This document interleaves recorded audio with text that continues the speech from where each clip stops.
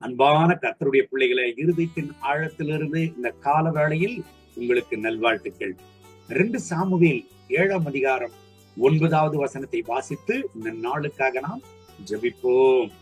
நீ போன எவ்விடத்திலும் உன்னோடே இருந்து உன் சத்துருக்களை எல்லாம் உனக்கு முன்பாக நிர்மூலமாக்கி பூமியில் இருக்கிற பெரியோர்களின் நாமத்திற்கு ஒத்த பெரிய நாமத்தை உனக்கு உண்டாக்கினேன். தேவனுடைய பிள்ளைகளை, சங்கீதக்காரனாகிய தாவீதோடு கூட ஆண்டவர் பேசுகிறதான வார்த்தை இது. எல்லா பெரியவர்கள் மத்தியில சத்துருக்களுக்கு முன்பதாக உன் நாமத்தை நான் கனப்படுத்திருக்கிறேன், உன் நாமத்தை நான் பெருமைப்படுத்திருக்கிறேன் என்று கர்த்தர் சொல்லுகிறார். எதற்காக இந்த வசனத்தை ஆண்டவர் சொல்லுகிறார்? என் அன்பான தேவனுடைய பிள்ளைகளை, சங்கீதக்காரனாகிய தாவீதுடைய வாழ்க்கையில பல பாடுகள் வந்தது, பல போராட்டங்கள் வந்தது. சங்கீதக்காரனாகிய தாவீதுடைய வாழ்க்கையில பல போராட்டங்கள், பல உபத்திரவங்கள், பல பிரச்சனைகள் வந்தது. ஆனாலும் எல்லா சூழ்நிலைகளிலும் ஆண்டவர் சங்கீதக்காரனோடு இருந்து ஆண்டவர் தாவீதை காப்பாற்றி வந்தார். அது மாத்திரமல்ல, சத்துருக்கள் சங்கீதக்காரனுடைய பெயரையே இல்லாதபடிக்கு செய்யும்படியாக நினைத்த பட்சத்தில் ஆண்டவர் சங்கீதக்காரனாகிய தாவீது ராஜாவை காப்பாற்றினது மாத்திரமல்ல, சத்துருக்களுக்கு முன்பதாக சங்கீதக்காரனுடைய பெயரை கனப்படுத்துகிறார், உயர்த்துகிறார். காரணம் என்னங்க? கர்த்தருடைய ஜனங்களாகிய இஸ்ரவேல் ஜனங்கள் சமாதானம் இல்லாமல் அலையாதபடிக்கு அவர்களுக்கு ஒரு ஸ்திரமான நிலையான சூழ்நிலையில் அவர்களை வழி நடத்தும்படியாக. எனக்கு அன்பான தேவனுடைய பிள்ளைகளை, 8வது வசனத்தை வாசிப்பீர்களே ஆனால், ஆண்டவர் சங்கீதக்காரனாகிய தாவீதோடு கூட ஆண்டவர் பேசுகிறார். ஆடுகள் மேய்த்து கொண்டிருந்த உன்னை ஜனங்களுக்கு அதிபதியாக கொண்டு வந்திருக்கிறேன் என்று ஆண்டவர் சொல்லுகிறார். ஆமை அன்பு தேவனுடைய பிள்ளைகளை, ஆடுகள் மேய்த்து கொண்டிருந்த சங்கீதக்காரனாகிய தாவீதை எதற்காக ஆண்டவர் அதிபதியாக்கணும்? எதற்காக சத்துருக்களுக்கு முன்பதாக அவரை பாதுகாத்து, அவரை ரட்சித்து, அவருடைய பேரை கனப்படுத்தணும், பெருமைப்படுத்தணும். கர்த்தருடைய ஜனங்களுடைய வாழ்க்கையில ஒரு சமாதானத்தை நிலைநாட்டி அவர்கள் வாழ்க்கையில ஒரு நம்பிக்கையை கொண்டு வரும்படியாகத்தான் சங்கீதக்காரனாகிய தாவீதை ஆண்டவர் காப்பாற்றி உயர்த்தி வைத்தார். இந்த கால வேளையில இந்த வசனங்களை கேட்கிறேன் அன்பு தேவனுடைய பிள்ளைகளை, உங்கள் பெயரை கெடுக்கும்படியாக அநேக பேர் முயற்சித்திருக்கலாம்.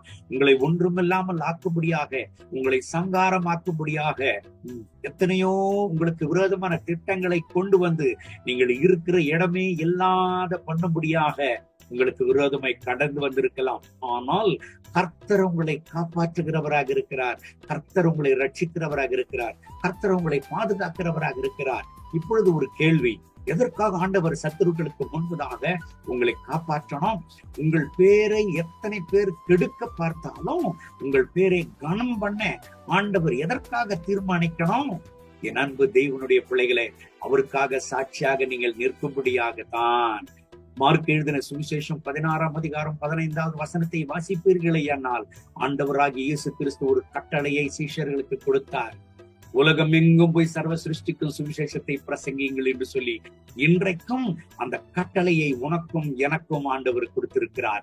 என் அன்பான தேவனுடைய பிள்ளைகளை, எத்தனையோ பேர் சமாதானம் இல்லாமல் அலைந்து கொண்டிருக்கிறாங்க, எத்தனை பேர் நம்பிக்கை இல்லாமல், எத்தனை பேர் தற்கொலை நோக்கி ஓடிக்கொண்டிருக்கிறாங்க, எத்தனை பேர் நரகத்தின் பாதையில ஆண்டவரை அறியாமல் அழிவின் பாதையை நோக்கி ஓடிக்கொண்டிருக்கிறார்களே, அவர்களுக்கு ஒரு நம்பிக்கையை கொண்டு வரும்படியாகத்தான், அவர்களுக்கு சுவிசேஷத்தை அறிவிக்கும்படியாகத்தான் இன்றைக்கு உன்னையும் என்னையும் கர்த்தர் காப்பாற்றி இருக்கிறார்.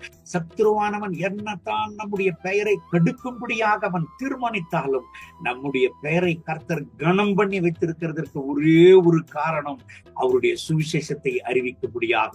இந்த கால வேளையில இந்த வசனத்தை கேட்கிற அன்பு தேவனுடைய பிள்ளைகளை, எத்தனையோ வகைகளில் கர்த்தர் உங்களை ஆசீர்வதித்திருக்கிறார், உங்களை காப்பாற்றிருக்கிறார், உங்களை உயர்த்தி வைத்திருக்கிறார், உங்களை நன்மையினால் நிறைத்திருக்கிறார்.